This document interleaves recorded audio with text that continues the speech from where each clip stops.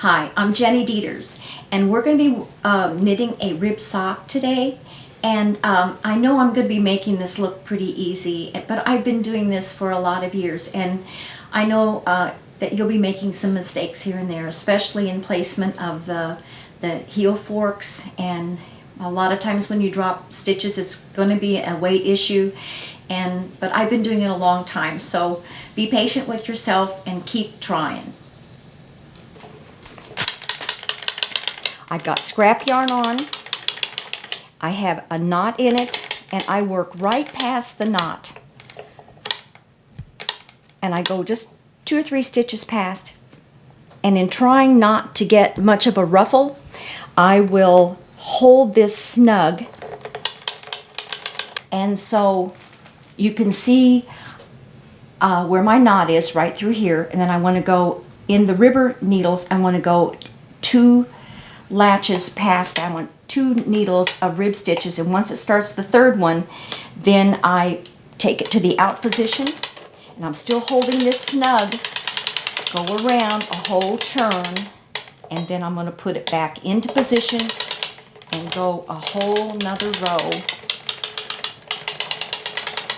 Now from here I have a choice of putting the heel spring on and going another 10 and 20 rows to make a snug top, or I can just let it go naturally. And here I'm going to let it go naturally. For the top, if you want to go with the 1-1 rib all the way down, I go 80 to 90 rows. This is on the 72. If you want to then switch to a 3-1 rib, you would go either your 10 or 20 rows before switching it out to the 3-1. Once you have done your 80-90 rows for the top of the sock, then to get to the pre-heel, then you need to add your cylinder needles to the front half of your cylinder.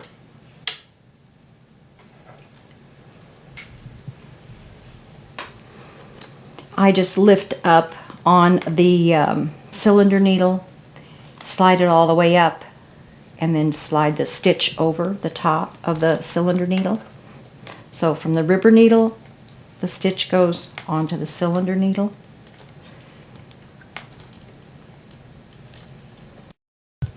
Once all of your cylinder needles are in the front half, now we're starting the pre-heel, and I do 20 rows. And I hold this just a little bit tighter. Not everybody's going to want to do this, but I have small ankles.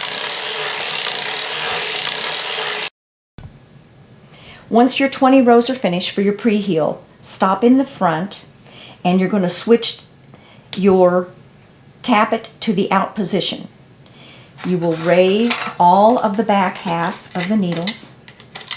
So in taking your tappet out of play, that will allow you to go over those ribber needles without them knitting. So here we go. We're getting ready to start the heel.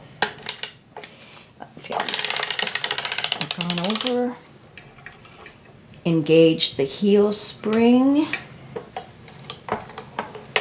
and raise 1 needle, raise 1 needle,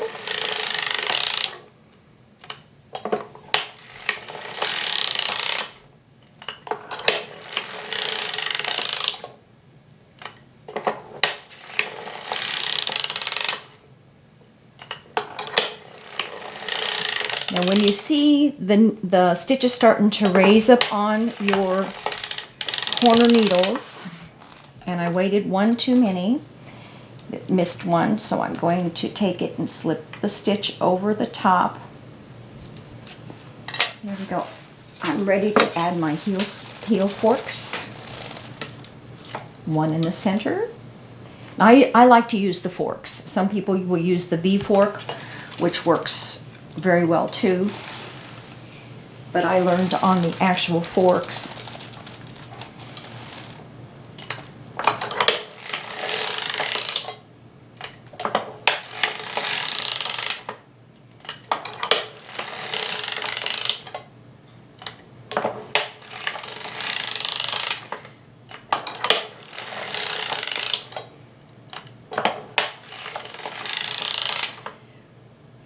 With the type of wrapped heel that I make, I like to go one less stitch in than I normally do, because I add an extra couple rows in my last wrap, which I will show you.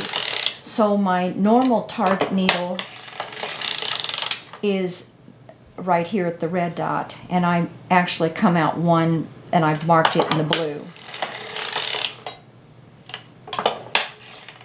Okay, so I'm at the blue dots right now. I reset my heel forks, get them all snug together. So I've got them all lined up right here.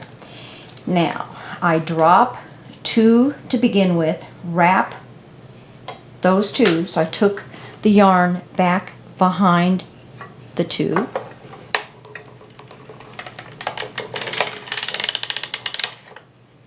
Drop 2.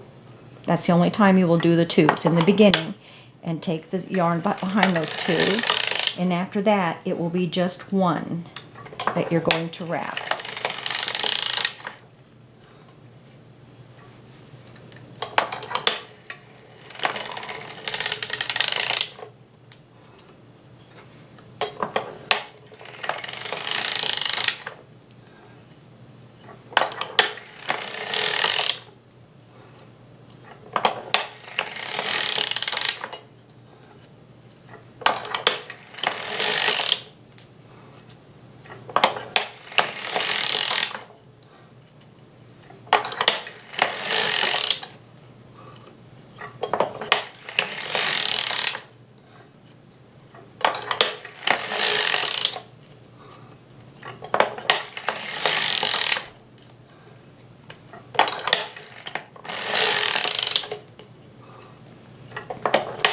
Okay, we're almost to our halfway mark, and we stop with 1 needle in front of the halfway mark. I'll be able to show you better on this side, but you'll drop the one that's right before the halfway mark, wrap that needle plus the one that's out of play. So you'll be wrapping two needles. Now sometimes you might want to just tighten that just a little bit so that'll snug that corner up a little bit. Okay, we'll show it again here.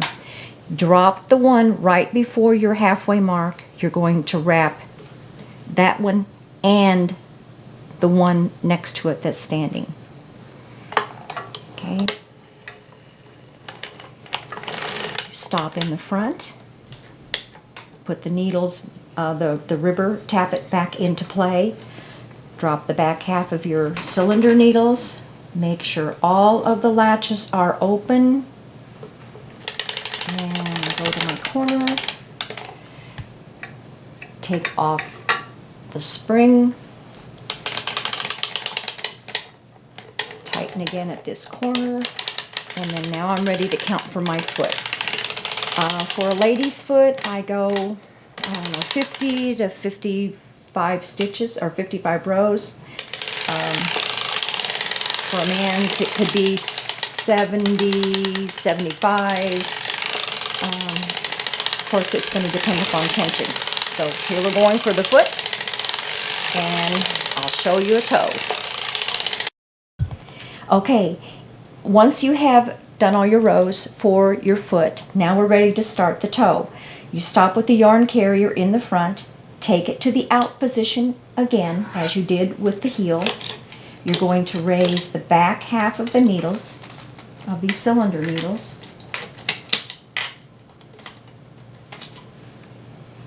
And we will proceed like we did for the heel. So, engage your heel spring. Raise your first needle. And it's 1 all the way down.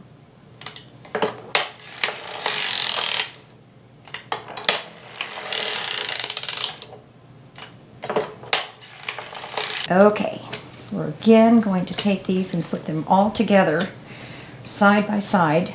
Again, it's drop 2, wrap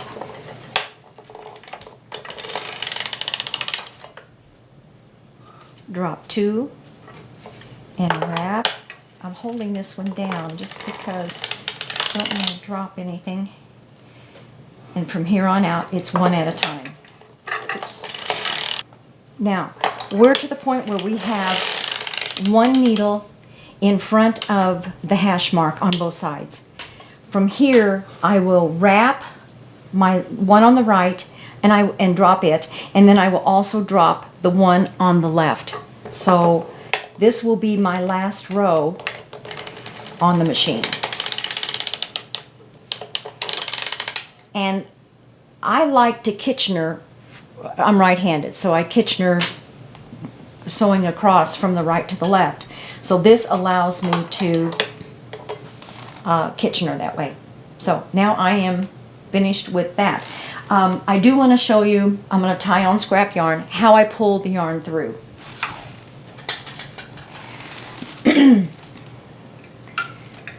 Remove the heel spring. I cut my yarn. This is about the length that I need for Kitchenering.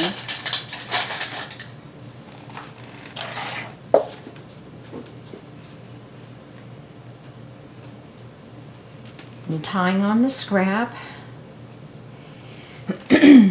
And then I'm going to pull my yarn through because I need this. I don't want this to be knit. So I have pulled my yarn through, doubled it over so I know where my loop's going to be. And I'm going to take this underneath and see, I'm taking it out right between the raised needle and the in-play needle, right where my yarn ended. Okay, I've grabbed my loop there and I just pull it on down. From here, this is my scrap. I'm going to put it back in play.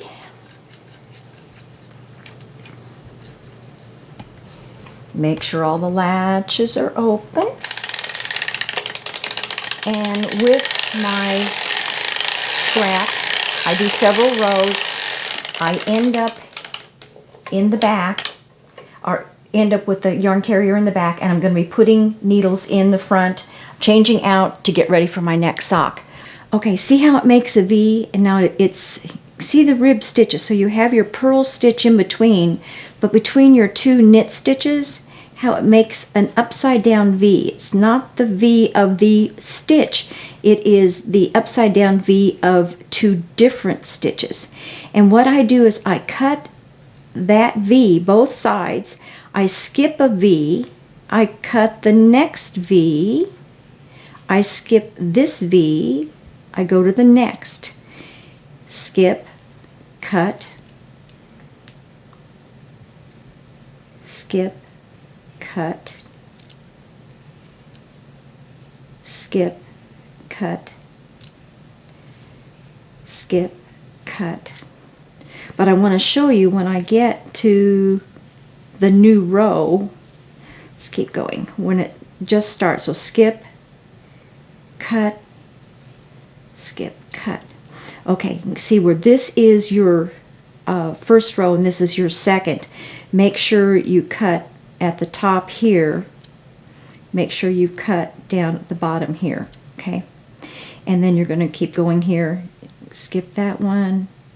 You're going to cut that one. Skip, cut, skip, cut, skip, cut.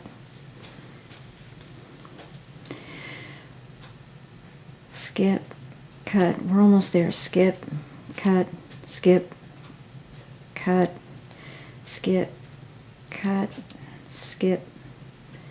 We'll cut those. And then you can pull it apart.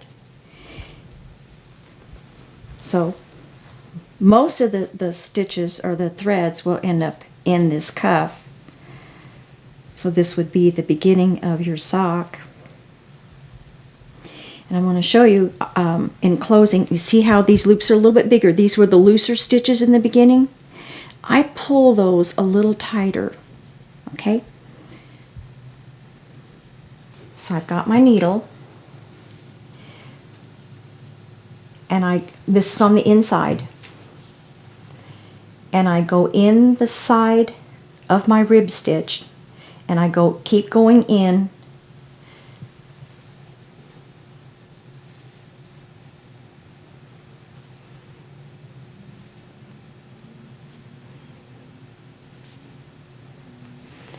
to about the length of your thread,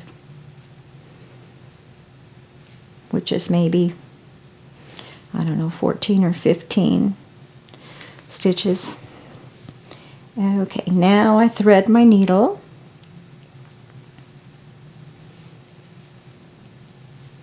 And then I pull it through. And it's pretty invisible. Okay, we're going to Kitchener, and I'm going to show you how to minimize those wings that we sometimes get in the corners. Okay, this is Kitchenering again, but this is with ribbing. So this is the 1/1 rib. On this one, the yarn is on the outside, and it helps if you take your scrap yarn and pull that to the back side. Otherwise, it's going to be in your way. You're going to do the very same thing as you did with the stockinette. You're going to come up into this first stitch that your yarn, this is the one that was just made, the last stitch that was made. You're going to come up in that. You're going to come up in the next one. And I pull that. This is the body of your sock here, starting your toe. Live stitches are over here, live stitches up here, but this is the body of the sock. But I catch the edge of that so you don't end up with a hole there, because if you started there, you might see how that would just leave a little hole. So I catch the edge, and then I'm going to go up into the next 2 stitches. Okay. Now that is how I pull that in so it doesn't have much of a wing. From here I'm going to do regular Kitchenering. Come on, baby. There we go.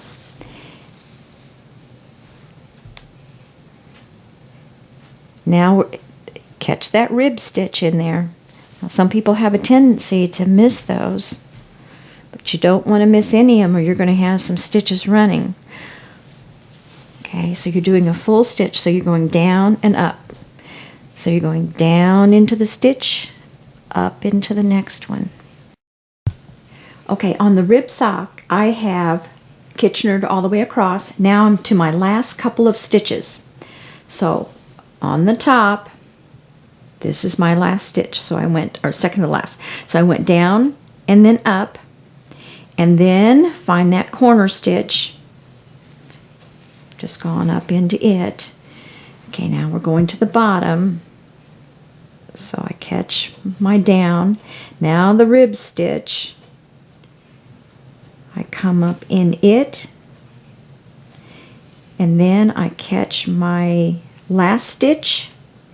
And then in my very edge, which is not one of my live stitches, so to close that little corner, that little hole over there that could be made, then I pull that in. Now I'm ready to take off my scrap, and then I'll finish it up like I did the other one. So let's see.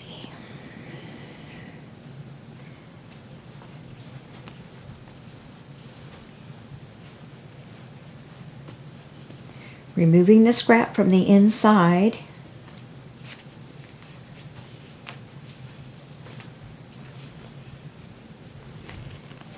Now some people like to work with a heavier scrap than I do. I like to use that, I believe it's called 20/2, whatever. It's a thinner acrylic yarn. That's just what I've used, and I like it. So I'm going to continue using it. Well, I'm laughing because whenever I pull my scrap off, it never ever works out that slick for me. Mine doesn't always. Sometimes I'm, okay, now I pulled this corner in. No, sometimes mine doesn't either, and I've caught it in my Kitchenering. So, okay, so I pulled this in, and now I'm going to go up the edge. Like I said, you could do this from the inside, which might even be a little bit neater, but it saves me time just to do it from the outside. So I've gone 4 stitches, which would be 8 loops. And then my first one, I cross over this. I came out of this one. I'm going to go over the top of it, and then I'm going to go back down and make sure I haven't caught any knitting below, and then I'm finished, and I can cut that off. And because this is ribbed, it's pulled this in. Now that's why it would look like there are wings, but the wings have been flattened down, so they're really very, they're nice looking.